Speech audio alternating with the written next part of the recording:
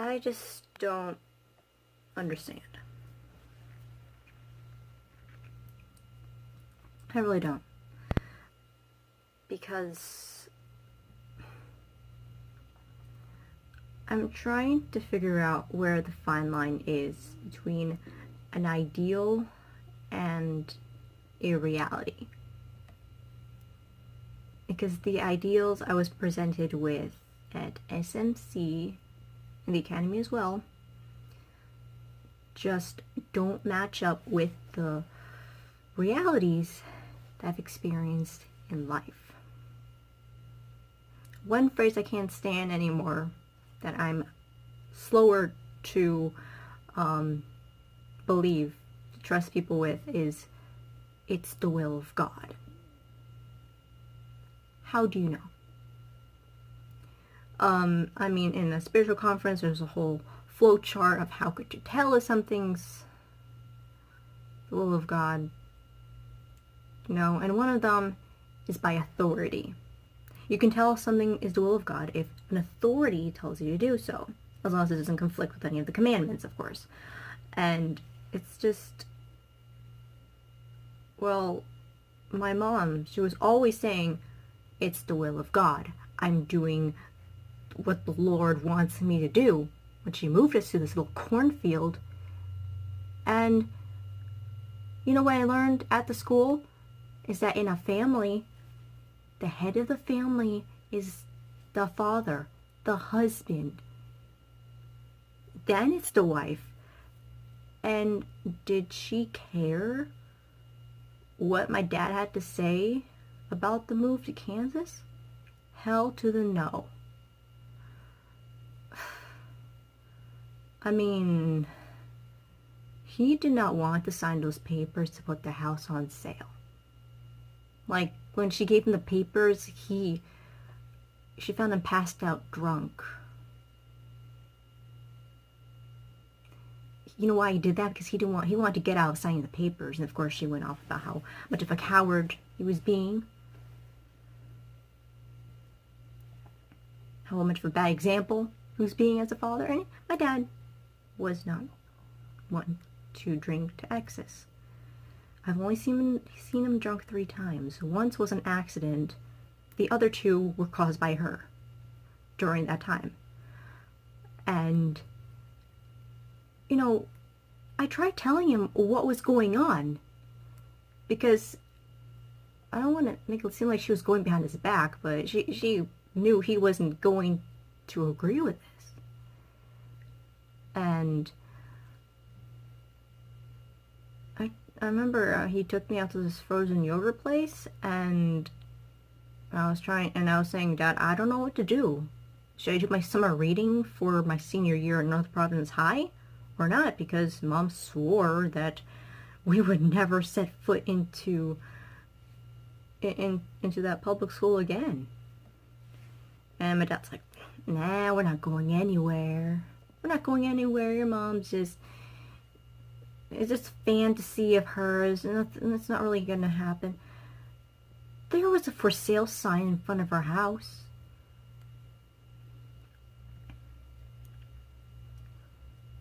The house still isn't sold.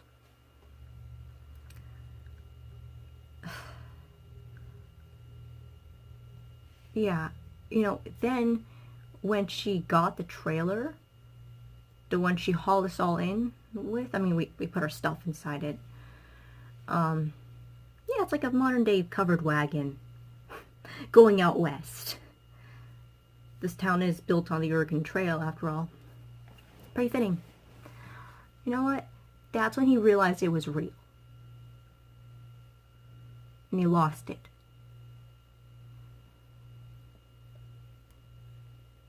I mean, it was scary. I mean, he comes into the house, pulls down, we have a picture of the Sacred Heart of Jesus and the Immaculate Heart of Mary on top of the mantelpiece, and then between them there's a child of prague. He took them down from the mantelpiece and he threw them. The 2 photographs, he threw them into the master bedroom, so 2 of them laying on top of the bed, which is right across from the door, and then the statue, well, I remember I had to glue the statue's hand back on. And it was after I did that when I heard a crash. And I just heard, nobody's going anywhere. And a bunch of sobs as well. I had never seen my dad cry before. I didn't see him. I only heard him sobbing. Never before. And, you know, and I just hated, like, went to the, like, hid inside the shower of the bathroom, because, like, there's the master bedroom, there's the bathroom, and I was just praying that he wouldn't find me, because this sounded like a madman. Like, you know, the table was overturned, and he was downstairs, heard some fado music playing, and I got a tissue. I was gonna bring it to him, because I heard him sobbing, but then I saw my sister Erica outside, and she was crying. And she says, I want him back. I said, I want him back too, because this was just not normal. And so I found the rest of my sisters, they had gone and locked themselves into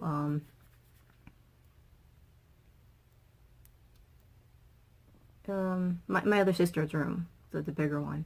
They locked themselves there because they just heard the crash, and it's like, we're about as scared as me, you know, this isn't our normal dad, he's not in his right mind. And gosh, yeah, so we got out of the house and we went to our neighbor's house, and my mom, when she saw the aftermath, walked into the trashed house, back outside, and said, as if nothing has happened, Emma, Nicole, in the house now. And I didn't want to get anywhere near her, because this just wasn't normal. And she was like, it was the creepiest thing I've ever seen. The creepiest thing I've ever seen.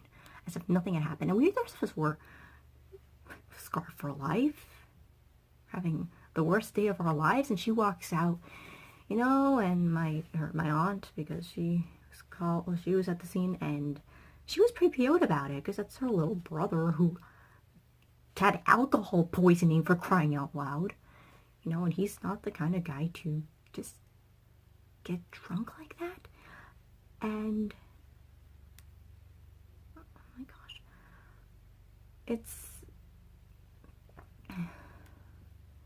and she's like, oh, this was supposed to happen. I knew something like this would happen, you know. I don't think she said something. I don't know. She's like, basically, it's like, you know, I'm doing the right thing. Of course, all hell's going to break loose. Like, that's her attitude now. Like, she planned to cause my dad to break down. Yeah, she drove him to that point.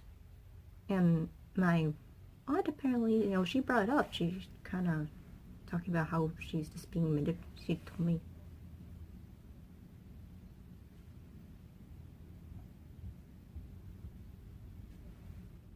Left. You know, the night before we left, that was when I knew there was nothing I could really do about it at that point. She was set on moving to this little cornfield we call a town. Right. So, gosh. She was set on that, and my brother and I, we decided to talk to her. We knew it wasn't probably going to do anything, or at least I knew that. So I just come up and say, look, Mom, I'm concerned about my dad's sanity, okay? He just did something self-destructive, you know? And she's all, well, that's not my fault. He's the one who decided to drink. It's his own fault. He chose to do that. Setting some example he's setting. You know, saying that he just isn't submissive to the will of God. You know, God wants us to move to Kansas, and oh gosh, yeah. She looked at me when I came up, and my brother, well, she kind of expected him to not really agree with what she was doing. gosh, these little flies. She expected him not to agree with what she was doing, you know. But she looked at me and she said, "You too?" It was as if I was some sort of traitor, you know. I mean, the day when she said she bought the trailer, she's like, "Oh yeah, I got the trailers. It's so awesome. I'm gonna move to Kansas now." And she told me not to tell anybody because I was the first person she told. I think this was before she picked it up. She brought my two sisters to come pick it up. You know, she didn't even tell my dad about it. She went behind his back. You know, when he saw the trailer, that's when he lost it. Because he realized, this is real. And yeah, I'm talking kind of loud. You know, this is why I went to the remote part, so I can just talk. So, yeah, basically that's what happened. And I didn't seem excited because I wasn't too thrilled about moving to Kansas. I wasn't, okay? I was just questioning the whole thing, you know, of course, but, you know, she knows I wasn't excited, and she says, "Has someone been brainwashing you? Someone brainwashing you?" You know? If I didn't agree, I was brainwashed. If I was questioning what she was doing, I was a traitor. You know, she'd say, "You're the only one who understands me." You know, she was telling me, you know, I'm better than my sisters. I'm less worldly. I'm more modest. All this and that. I'm more pure, whatever. And just saying all that.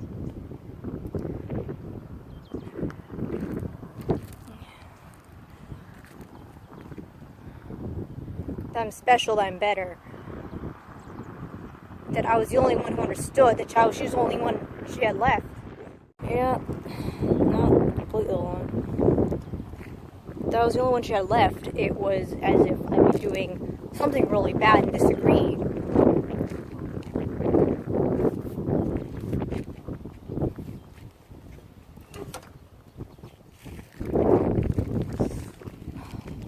I was doing something wrong and disagreeing with her because she just had this martyr complex. Everyone was against her, and everyone's against her because she's because my sunglasses, because she was doing the right thing. That's why everyone's against her. I know the story's a bit scattered. The story is a bit scattered. But yeah, she's saying everyone's against me because, you know, because I'm doing the will of God. You know, I know it's the will of God because everyone's against me.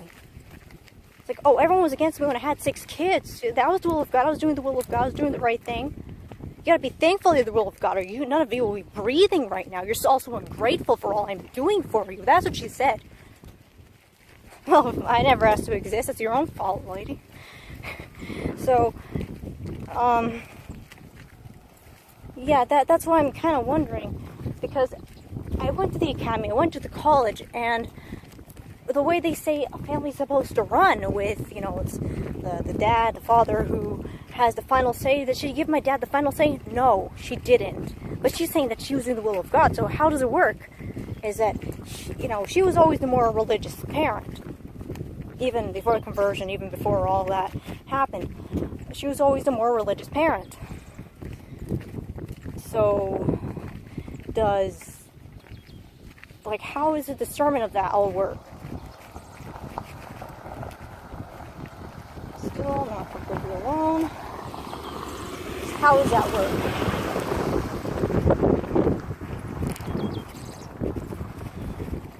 Because that's what really messes me up. So when people say, you know, my friends are all, you know, providence, the will of God, and it's like, how do you know that? How do you know that, you know? Because that's exactly what was used to pretty much manipulate the whole situation by saying it was the will of God. And I guess she wasn't doing it maliciously. She really did think she was doing the right thing. But, like, honestly, why did we leave? Why are we here? You know? If it was our education she was worried about, she could have just shipped us off to BVM. We didn't have to go to the middle of nowhere. This cornfield. Call a town. Well, this is out of town-ish. And all these trucks are coming out of nowhere.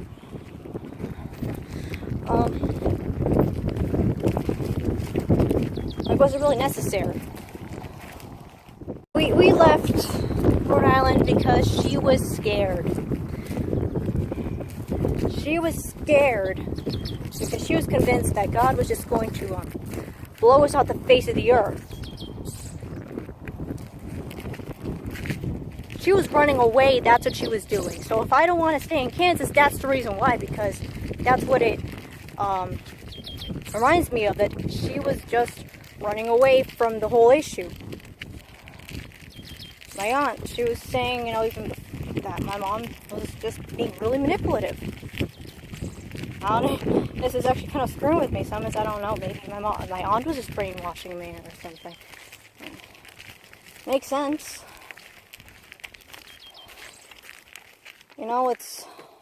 She may be back to normal, but honestly, two-faced people who can't quite make up their minds, they just change their minds because of what they're feeling like at a certain moment. You can't really trust those kinds of people. You really can't. So,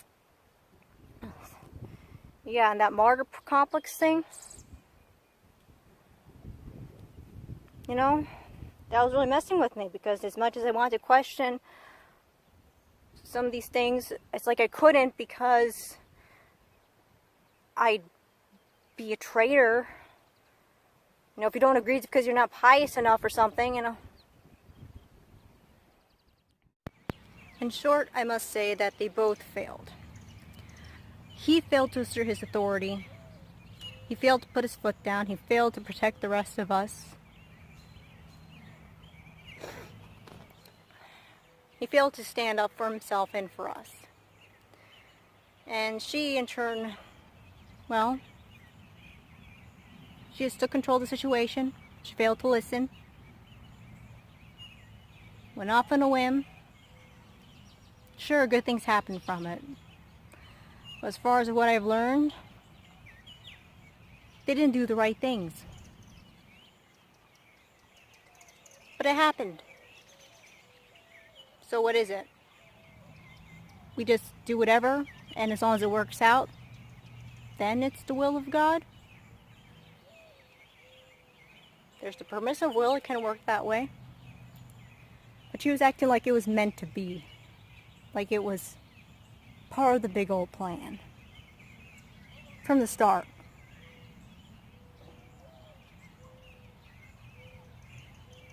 Was she just playing the God card? Was she just crazy? It seemed like she had a little moment of insanity back there. It sure did. And you know what? We paid the price for it.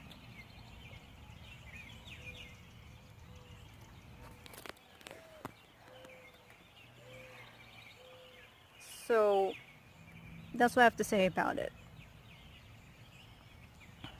Because looking back, it really does seem like just the God card. Just the martyr card. It's playing on these little cards. So, yeah, exactly. Just doing what she felt like at the moment.